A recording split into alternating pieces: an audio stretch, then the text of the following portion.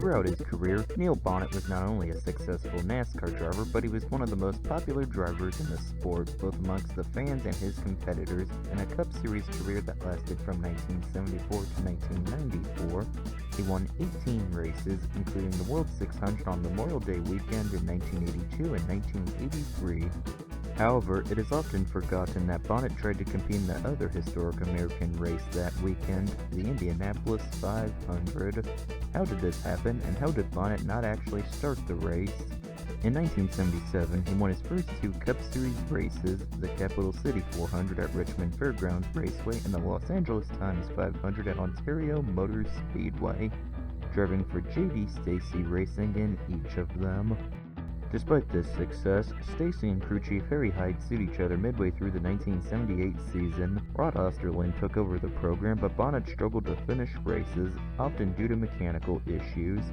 Bonnett would not return with Osterlund for 1979, and the ride went to a rookie named Dale Earnhardt. As 1979 started, Bonnett's luck did not change. Through 3 races, he failed to finish better than 32nd at the Daytona 500. By this point, Bonnett was looking for new opportunities. This caused him to come into association with Warner Hodgson, a California-based real estate developer and oil magnate who also owned a company called National Engineering. Hodgson was operating a team in the USAC National Championship IndyCar racing that was the factory team of the American Motors Corporation. Bonnett would drive a Spirit 78 AMC V8. Their first entry was supposed to be the Coors 200 at Texas World Speedway. However, during a test at Ontario Motor Speedway, the engine blew and the car was withdrawn. As a result, he drove for Kenny Childers in a CRC Chemicals Rebel 500 at Darlington Raceway, a Cup Series race, finishing in 13th place. Soon afterwards, Bonnett finally returned to top-level competition in NASCAR as he replaced David Pearson at Wood Brothers Racing. However, he still intended to drive in the Indianapolis 500 for Hodgson. Bonnett easily passed his rookie test at Indianapolis with a top speed of 180.796 miles per hour. It seemed that he would be a safe bet to qualify for the race. Unfortunately, fate threw its ugly hand in Bonnett's plans. On the first weekend of qualifying, the engine failed on his car, meaning he would need to wait until the second weekend to qualify.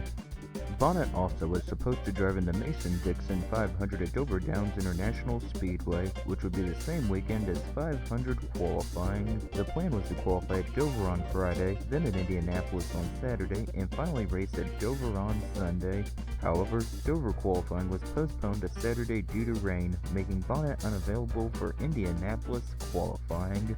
He would be forced to withdraw, although he did end up winning at Dover. Jerry Sneva eventually qualified the IndyCar in 21st place, but finished 31st due to a burnt piston after just 16 laps. In 1982, Hodgson began to sponsor Bonnett and the Wood Brothers in NASCAR.